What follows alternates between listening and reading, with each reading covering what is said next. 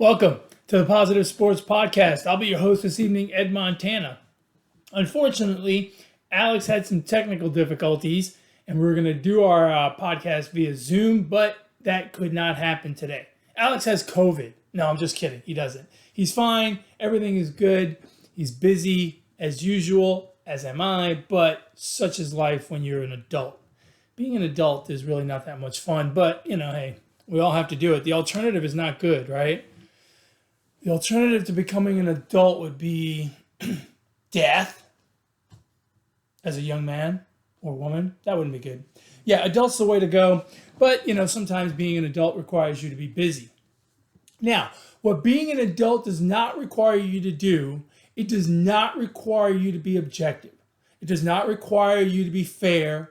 It does not require you to look at the world beyond your own little problems, right? Which is the problem some of our superstars seem to be having lately.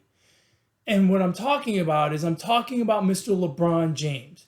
Now, look, LeBron James is insanely successful, best basketball player on the planet, in the argument to be one of the top 5 basketball players of all time. And because of that, he's garnered his fair share of love and admiration from people that love his game and love his success, and his fair share of detractors, haters, right? People that just like to hate on the successful. I am in neither one of those camps. I do not think he's the greatest basketball player in the world. I think he's a great basketball player, but I don't think he's the greatest. I can name 3 off the top of my head that I think are better. And I don't hate him for his success. The man works extremely hard at what he does. He has always worked hard, and he's had to navigate a very difficult lifestyle under the spotlight of the media, the most intense media, since he was a teenager. So I neither love nor hate LeBron. I'm in neither one of those camps. But it's comments like last night that push me towards the not liking LeBron camp. And so let's backtrack a little bit. The NBA has come up with this insane plan. Well, not insane. This plan that I personally don't like, and I think a lot of people don't like it, of having a play into the playoffs. So whereas normally the top 8 teams in each conference get in, 1 plays 8, 2 plays 7, 3 plays 6, 4 plays 5, and so on and so on. You have a bracket. This year, 1 through 6 get in, 7 and 8 play against each other for the right to be the 7 seed. The loser of that 7-8 game plays the winner of the 9-10 game to be the 8 seed. So, effectively, you have 4 teams vying for 2 playoff spots. Some of those teams will get 1 shot at it. One team will get 2 shots at making the playoffs. Actually, 2 teams will get 2 shots at making the playoffs, and 2 teams will get only 1 shot, and one will make it with that 1 shot, and one will be completely out with that 1 shot. So, why is this even important to LeBron? Well, because LeBron James teams are typically fighting for the top 2 seeds, right? They're not barely making the playoffs. They're usually at the very top. Well, this year, the Lakers have been beset by injuries, specifically a very key injury to Anthony Davis and a very key injury to LeBron James. Injuries that have kept both of those superstars out of the lineup for an extended period of time. For a while, it was just Anthony Davis, but for a long while, it was Anthony Davis and LeBron, and now it's pretty much just LeBron, although he came back recently, played, but didn't play all of his minutes, still trying to work his way back into game shape and making sure that the ankle is good to go. In that time, unfortunately for the Lakers and Lakers fans, the Lakers have slid. Whereas before they were top 1 or 2, they've slid all the way down to 6. Now, technically, they're tied for 5th with the Mavericks and the Trailblazers. And while I don't have a problem with LeBron criticizing the new playoff play-in format, whatever you want to call it, what I do have a problem with is, look, it was just a year ago when the NBA was on pause due to COVID and they were trying to formulate a plan of how to come back, that LeBron James made the comment, oh, there's just a few games left, just let those piddly teams, you didn't say piddly, but let those piddly teams that are about to make the playoffs or fighting for that last playoff spot or two, let them battle it out amongst themselves for all of those games that are left, and then we can have the playoffs. Oh, so you mean kind of like a play-in tournament? Like maybe we should grab the bottom four, the last two in and the last two and the first two out, and have them play like a little round robin. Oh, maybe we can make them play their little hearts out so that they can, maybe play in the playoffs with us big boys. Oh, what a brilliant idea. Now, fast forward to last night, and LeBron James' comments were, oh, well, it doesn't matter where we land, we were 5 seed or 6 seed or 7, or we have to play in that play-in tournament. Whoever came up with that shit should be fired. Well, wait a minute. So 12 months ago, it was okay for the Memphis Grizzlies and the Sacramento Kings and the Oklahoma City Thunder or whoever else was down there. I don't even remember who those teams were. It was okay for them to have to battle it out. But now that it might be the almighty Los Angeles Lakers and the almighty LeBron James, now people should get fired for coming up with a play-in plan? Hey, dummy, you're the one that came up with the plan. You should get fired. You're the one that floated the idea. Where do you think the NBA got it from? You don't think they listened to your idea and thought, hey, that's a pretty good idea. If we have a full season, that might be a way to expand the playoffs, generate a little more revenue, maybe get some interest going in those last few games of the season that no one cares about. It was your idea. And see, this is where LeBron goes wrong. And look, in a way, I don't blame him.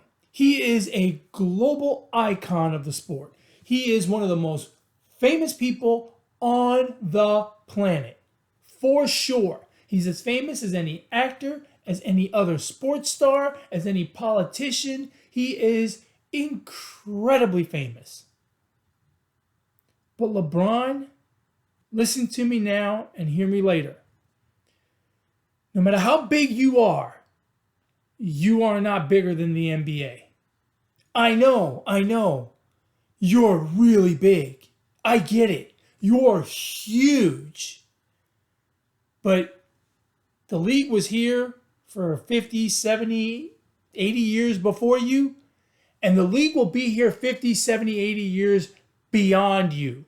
Whenever you hang up those high tops, the NBA machine will keep going.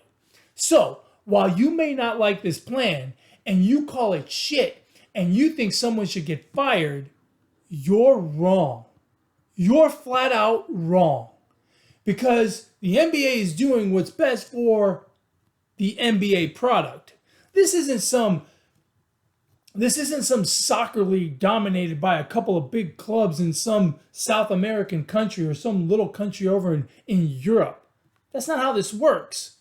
The NBA doesn't do what's good for the Los Angeles Lakers.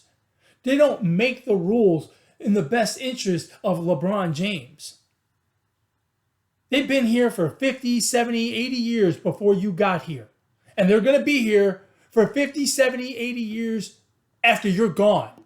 In fact, once you die, 30, 40, 50 years from now, they're going to go 50 years beyond that.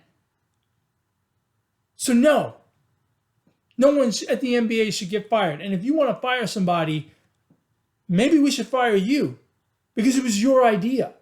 You came up with it. LeBron, you're not bigger than the game. You're not bigger than the league. You're not bigger than the logo. They may put you on the logo one day with a little headband. You're still not going to be bigger than the league. You're still not going to be bigger than the logo. It just doesn't work that way.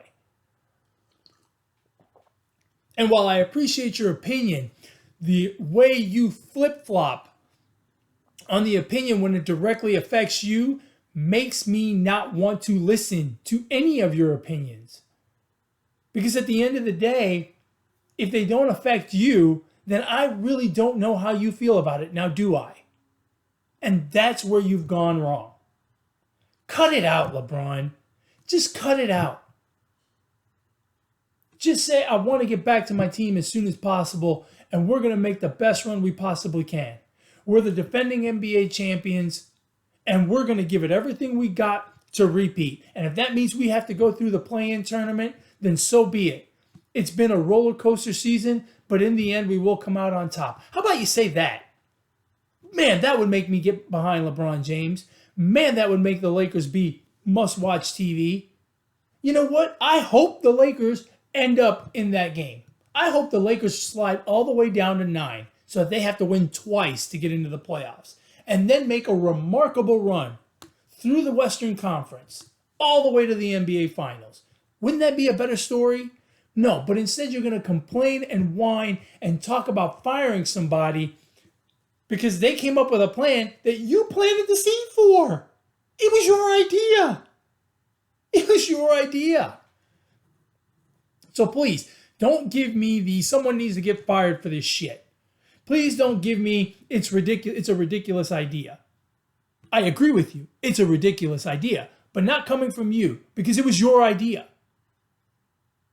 Last year, when they had the idea of a play-in tournament, I said it's ridiculous. Now they have a play-in tournament. I continue to say it's ridiculous. They're going to expand to 10 teams when I've said all along they should shrink to 4 because the bottom 4 that make the playoffs are worthless, not true contenders, not true champions to be crowned at the end of a grueling run. My opinion has not wavered. I am not affected. But I wasn't affected before. LeBron. Maybe you should formulate an opinion. Maybe you should think about, what if I was Sacramento? What if I was Memphis? What if I was a 10 seed wanting to play my way in? Oh, wait. I wouldn't like that. Never mind. Terrible idea. You're not bigger than the league, LeBron. Man, it would have been so much better if you'd have said, we're the defending NBA champions, and we're going to get healthy. And if we have to go through the play-in tournament to defend our crown, then we will. And we will do everything we can to repeat as champions. It's been a roller coaster season. Ups and downs, compressed schedule, and various injuries. But here we are with a chance to repeat as champions, and we're going to do everything we can to do it. I promise you, LeBron, that statement would have resonated far greater than the I'm taking my talents to Miami, greater than the not 1, not 2, not 3.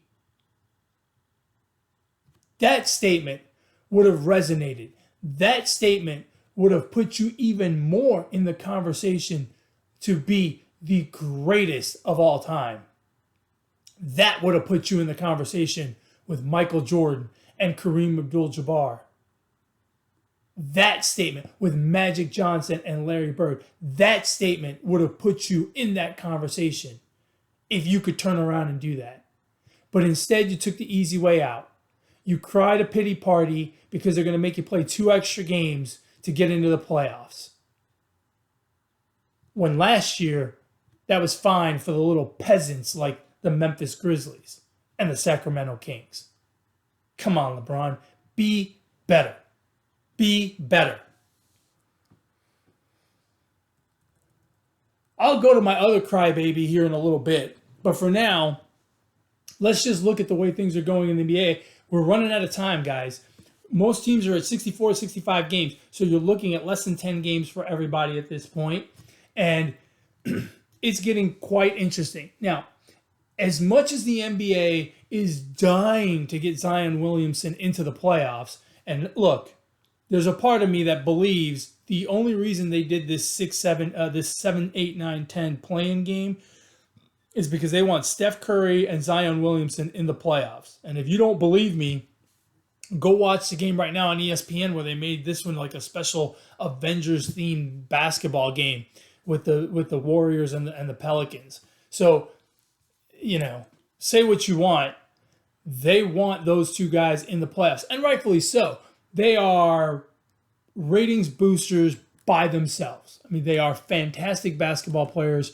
One of them is a NBA champion, well on his way to the Hall of Fame, and the other one, we don't know if he's ever going to be an NBA champion or not. He's not playing in a very good organization right now, but you never know, right? What could happen 3, 4, 5, 7, 10 years down the line. But he is must-watch TV. Everyone loves to watch him play. He's a freak of nature and an incredible basketball player, as I'm watching him make some incredible plays right now as the game is on. Because, I can't help it. I got to have the game on. I got to have the ESPN on. That's just the way I roll. So as we're looking at the playoffs, you've got Dallas, the Lakers, and the Trailblazers are tied. And one of those teams will fall into that 7 spot if the season were to end today. Right now it would be Portland. Then you've got the Memphis Grizzlies 3.5 games back. Not real likely that they're going to catch up to Portland or the Lakers or the Mavs. Then you've got Golden State a half a game behind them, the Spurs a half game behind them, and then 2.5 games back to the Pelicans. So the Pelicans still have a lot of work to do, but right now it looks like our 4 would be Portland and Memphis. The winner of that game gets the 7th seed. The loser would play the winner of Golden State and San Antonio, the 9-10 game, to see who gets the 8th seed. So it could be pretty interesting. It's also a little interesting at the top. Phoenix and Utah tied at the top. Phoenix has gotten hot again. They're 7-3 over their last games. They're riding a 4-game winning streak. They are a damn good basketball team. And look, I've said this before, talking about the NBA season. I don't really keep tabs on the most improved player and comeback player of the year and things like that.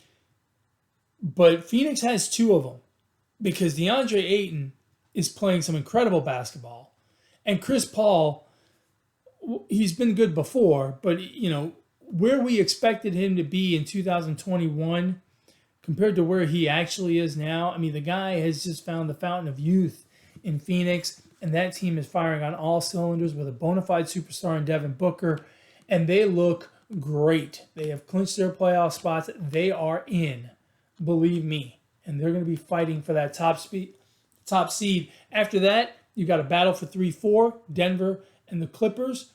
Denver's 3 games back. The Clippers are 3.5 games back. So it's close. So you have these little pockets of competition in the West that make it very interesting at this point in the season. You've got a 2-man race for the 1 seed. You've got a 2-man race for the 3 and 4 seed. And then you've got 3 teams trying to get those last 2 spots, those last 2 secure spots, so to speak. And then, the 3rd team who's trying to stay out of that play-in. And then the jumbled up, the 3 in the play-in spot, it's better to be the 8 seed than it is to be the 9 or the 10 seed because then you only have to win 1 game to be in the playoffs. So very, very interesting there. Looking back at the East, the East is kind of in a similar situation. You've got the Sixers and the Nets at the top. The Sixers lead the Nets by half a game. That's going to come down to the very end. That's going to come down to the very last game of the season. I don't know who they play, but that is coming down to the wire to see who wins the 1 seed over there. And I'm going to look because curiosity is my friend. And I want to see whether who the last game is. So the last 2 games of the season for them are against Orlando. Interesting that they don't play Brooklyn at the very end. That would have been even better, right? But does not look that way. For Brooklyn, on the other hand, they come down the stretch. They have to get healthy too, right? James Harden is still out. That's their big issue. Excuse me. And looking at their schedule, they come down to the end with Chicago and Cleveland the last weekend of the season. Should be very, very interesting. It's going to be close between those 2 and very entertaining. And it's a big deal to be the 1 or the 2 seed because then you'll be at home if you should meet up in the finals. After that, you've got the Bucks, who are 3 games back, looking pretty secure in their spot because it's 2.5 to the Nets. It's 4 more back to the Knicks. The Knicks at the 4 seed, 7 games back. And then it gets interesting. You've got the Hawks and the Heat, a game and a half behind the Knicks, securing those last 2 absolutely, guaranteed playoff spots. Then when you get to 7, 8, 9, and 10, you got the Celtics 1 game out of that 6th spot. The Hornets 2.5 behind them. The Pacers half a game behind them. And then the Wizards a game and a half behind them, with the Raptors currently sitting out of the playoff picture 2.5 games out. There's going to be some movement there in the middle, in that 7, 8, 9, 10 spot. The Celtics are probably the most difficult team to figure out, because at times they look like a great basketball team, and at times they look like they don't even belong in the playoffs. And so even though they are in the 7th seed, 2.5 up on the Hornets, you got to wonder if they don't slip a spot or 2 even, because then the Pacers are only a half game behind that, or they could jump up and be in the top 6. They could pass the Heat and pass the Hawks and end up in a playoff spot. The surprise this year has obviously been the Knicks. No one was predicting the Knicks to be in the playoffs, and yet here they are. Here they are once again. And I say once again, not as in like every other year. I say once again as in a very long time since they've been here, because it's been a while since the Knicks have made the playoffs. I don't remember the last time the Knicks made the playoffs, but I'm pretty sure it's been a while. So that's where we are. I'd be remiss to say the Bulls are half a game behind the Raptors, so they're still in that chase for the 10th spot. They could make it. You never know. But there's not a lot of games left. It's quite interesting. As I look at those teams, and I'm a statistics guy, I can't help but think that the Raptors will somehow get in. I don't trust the Wizards, and I really don't trust the Pacers either. And so it's kind of dicey, but I feel like somehow Toronto's going to make it in. And don't be surprised if the Celtics move up into the top 6. That would be my prediction as of right now. Now, I could be wrong, but it's just a gut feeling I have. We'll move on. Now, this past week we had the NFL draft, which I love the NFL draft because it's a time where we look at all of these young guys and we have all of this hope for the future of how this guy will turn the franchise around, about how this guy will set the world on fire, about how this guy is going to help us make the playoffs, about how this guy is the missing piece that we needed last season to make the playoffs, to make it far into the playoffs, to make it to the Super Bowl even. Who knows? It's very, very interesting. Unfortunately, that storyline for so many players was overridden by the storyline of Aaron Rodgers. Now, Aaron Rodgers is another guy that thinks he's bigger than you name it, right? He thinks he's bigger than the Green Bay Packers. He doesn't care about the Packers tradition. He doesn't care about the golden era of the Green Bay Packers. He doesn't care about Brett Favre. He doesn't care about Super Bowl 1 and 2. He doesn't care about that stuff. He cares about Aaron Rodgers. Now, it wasn't but a few years ago that Aaron Rodgers made a big old stink about McCarthy, and McCarthy ended up out of a job. Even though they had had a great tenure together, they had been very, very successful together. They had never gotten to the Super Bowl, but they were very successful together for several years. And unfortunately, Aaron Rodgers didn't think that was good enough. So he set the wheels in motion to basically get Mike McCarthy fired.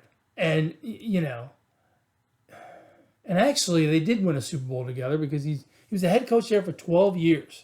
Won him a Super Bowl. And yet Aaron Rodgers moaned and complained about Mike McCarthy to the point where he got him fired. He got him fired. I mean, let's face it. It was him whining, and he got him fired. In comes Matt LaFleur. Again, the Packers are doing great, flourishing. Look, putting a balanced team out on the field is a very, very difficult thing to do in the NFL. There's salary cap issues. These rookies come in with big contracts. There's a lot of guaranteed money. It's not easy.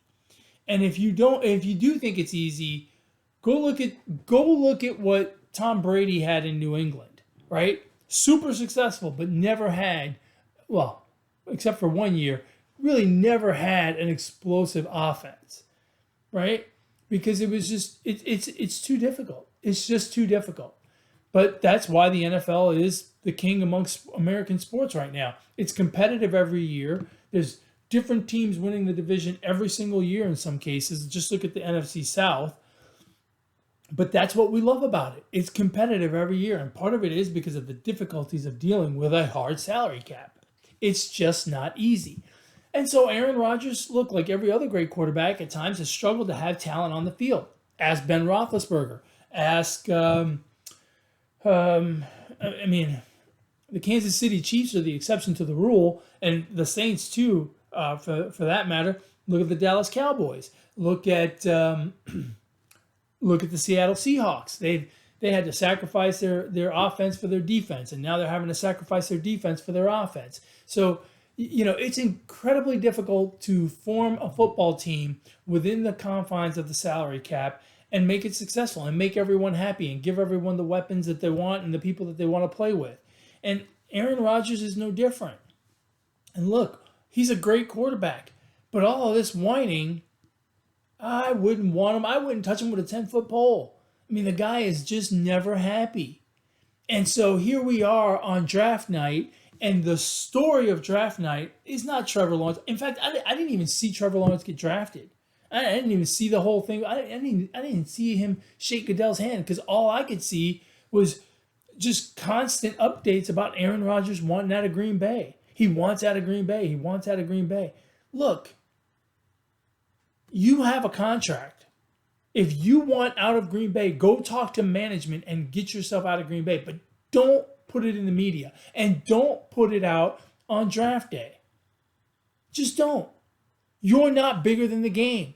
You may have been for that one day, but you're not overall. And you're not bigger than the Packers organization. Quit crying. Quit crying. Because all you're doing is lowering your trade value. Go ask Deshaun Watson how whining to the media went for him. Go ask him how that worked out. He plunged his trade value by complaining about the Texans organization and how he wanted out and how they would talk and nothing would happen. And the Texans, to their credit, said, no, we're not going to give him away for a bag of Cheetos. We're going to get some value for Deshaun Watson. Deshaun Watson is a top 10 quarterback in this league, and we're going to get value for him. So no, we're not going to give him away for a bag of Funyuns and a Big Red, which sounds delicious to me right now. No, we're not going to do that. We're going to get value. And so all the teams that offered a couple of snacks, a couple of Slim Jims for Deshaun Watson got rebuffed by the Texans. The Texans said no. The Texans said, no, we're going to get value. This is Deshaun Watson. This is one of the top 10 quarterbacks in the league. And if you want him, you're going to have to pony up. You're going to have to give us assets or you're going to have to give us draft picks. But we're not going to give them away for your bag of Funyuns. No, a big bag of Doritos will not cut it. Sorry, this is Deshaun Watson. To the point where now Deshaun Watson has other problems, and now they couldn't unload him, and probably not even for that bag of Doritos, because no one knows how long he's going to get suspended.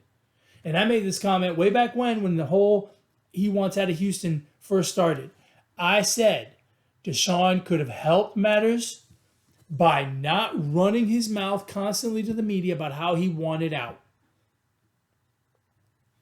The Texans had meetings with him in an effort to smooth things over and in an effort to increase his trade value. Don't get me wrong. I understand what the Texans were doing. They were having these meetings hoping that people would say nice things and we would all sing Kumbaya. And other teams would think, oh, well, we're going to have to pony up to get him. We can still get him, but it's going to cost us a little bit more. But still, he's a top 10 quarterback. It's not going to cost us what a normal top 10 quarterback would be. It's not going to cost us what it would cost us to get Lamar Jackson out of Baltimore. It's not going to cost us what it would cost us to get Russell Wilson out of Seattle. So, okay, let's do it. That's why the Texans did it. And I'm completely aware of that. And I'm okay with it. That's part of the game. But then Deshaun Watson kept going to the media. And so now he continued to kill his trade value. And then, of course, all the women from the different massage parlors came out, and that was the end of that. But Aaron Rodgers is headed down the same exact path. I'm willing to bet that the Packers could have shopped Aaron around the league without anyone knowing and probably could have gotten a deal done. They probably could have called the Giants and said, hey, what do you think? They probably could have called Jacksonville. They probably could have called Denver. They probably might have even been able to call Miami. They could have made some deals. They could have poked around and seen what can we do to go ahead and make this deal, to go ahead and send Aaron on his way. He wants out. Okay, we'll do it. We'll get him out of here. But now Aaron Rodgers has plummeted his trade value. But he's run his mouth again about wanting out. Because again, he's not happy. Because nothing that organization does is good enough for him. He is the almighty Aaron Rodgers. The organization should give him everything he wants and then some. If he wants a wide receiver, God damn it, give him 2. If he needs a new left tackle, get him 2. That's what the Packers should do. No, Aaron, it doesn't work that way. It's not that easy to just go out and get an offensive tackle. It's not that easy to go out and get a top-notch wide receiver. We have to pay 55 guys on this roster with a limited budget. And by the way, it's not our choice to be under that limited budget. These are the mandates of the rules.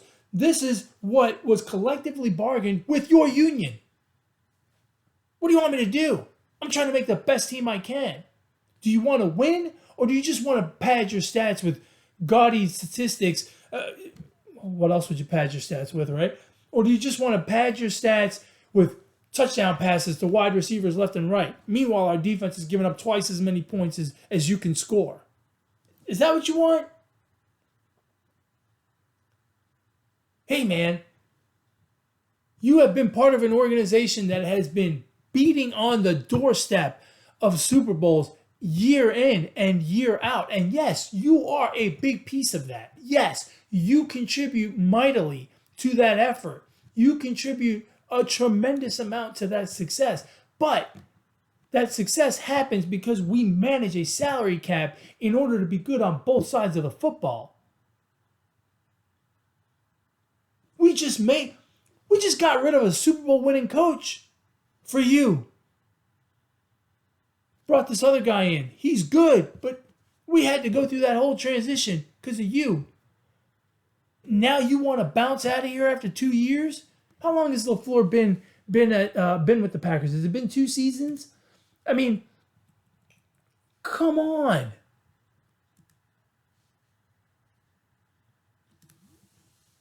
Yeah, 2 seasons. And you've got a good one. Let me tell you, you've got a good one. Matt LaFleur is a good NFL coach. And you know what? He's going to be a good NFL coach with you at quarterback, with whoever they do, Jordan Love that they drafted last year at quarterback, or whoever is quarterback 10 years from now. He's a good one. And you got him there with all your whining. Your whining worked out. You got a good one. Mike McCarthy was a good one. You whined him right out of town. You got lucky that they got another good one in. Remember Joe Philbin? It could have ended up there. Lucky for you, it didn't. You got Matt LaFleur. Quit complaining and quit going out to the media and crashing your trade value. You're making it impossible for the Packers to make a deal. Is it any more stern going to the media than just sitting down with Packers management and saying, look, guys, I want out. Get me out. In fact, I'm willing to bet that if you sat in front of them and said, I want out, I'm not going to go to the media. I'm going to keep my trade value as high as possible. But you guys got to get me out of here. Take a little off the top. Maybe not 3 first-rounders, maybe 2 first-rounders and a second, but get me out of here. Don't you think that would work better than running to the media with your whiny, I want out of Green Bay stance? You're killing the trade value. You're killing the possibility of Green Bay getting any value back for you. You think you're one of the greatest quarterbacks of all time, and now you're making it so the Packers have to give you away? No, they don't want to do that. And you're not facilitating your exit out of there by running to the media on draft day. We pay attention to the NFL for one day in the spring. And you got to start running your mouth so that everyone's looking at you instead of looking at those draft picks. You're killing it. You're absolutely killing the possibility of getting traded. And I hope you haven't been to any massage parlors lately. Because if you have, you might end up in the same boat as Deshaun. There might be a whole bunch of women filing lawsuits because you didn't play nice at a massage parlor. You didn't keep that towel on like you were supposed to. Or some shit, whatever it is Deshaun did. I don't understand why these guys don't keep their mouths shut. I don't understand it. But here we are. And Aaron Rodgers is just too whiny for me. I can't stand it. Congratulations to Trevor Lawrence being the number 1 pick. My man, you've got a tough road to hoe in Jacksonville, but best of luck. I think he's going to be successful. I think he's good. The next 2 quarterbacks, I don't know. I'm not sold on Wilson from BYU with the Jets. I'm not sold on Lance out of North Dakota State for San Francisco. I wish those guys the very best. I just don't think it's going to work. I think Atlanta made a steal at 4.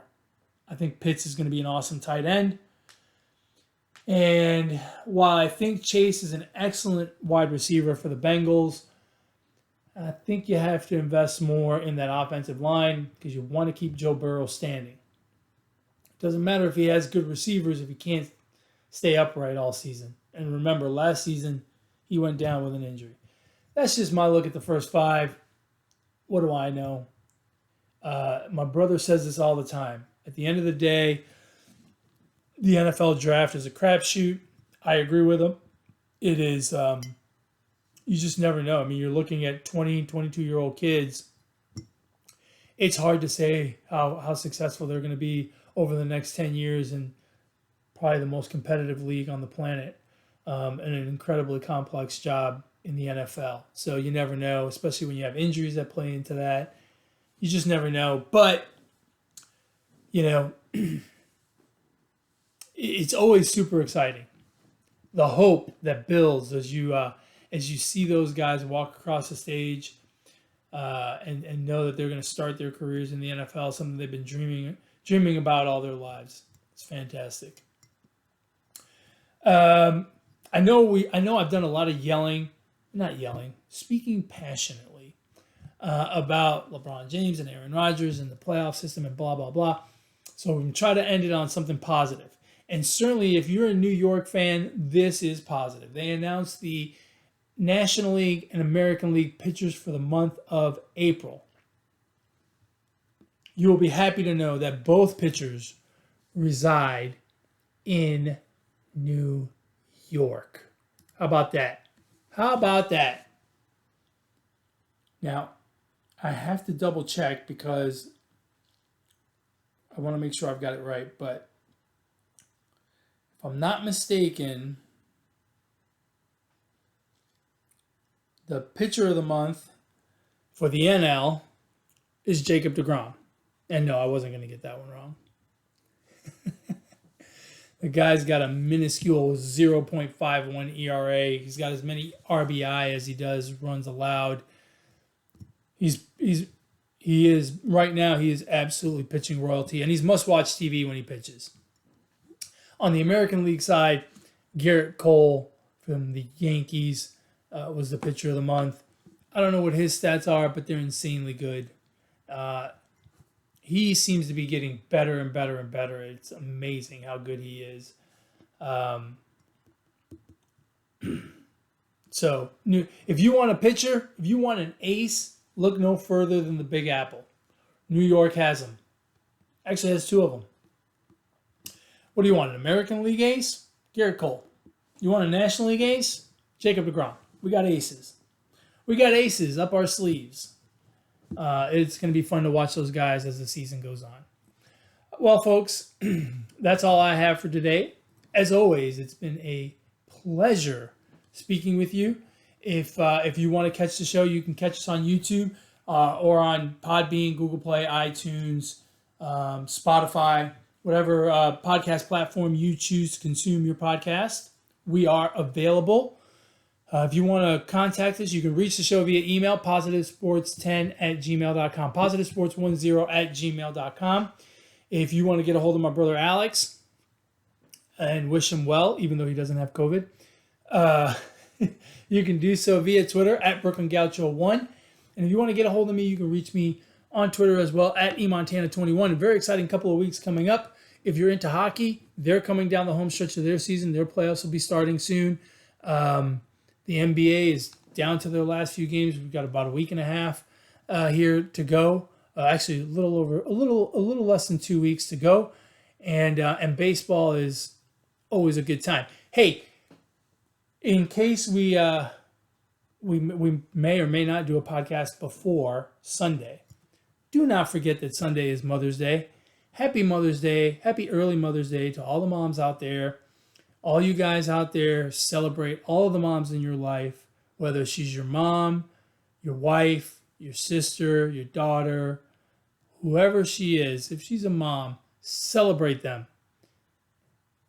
And with that, we've come to the end of another wonderful episode of the Positive Sports Podcast. Celebrate your moms this weekend. And as always, ignore the negativity. Be the positivity. Peace.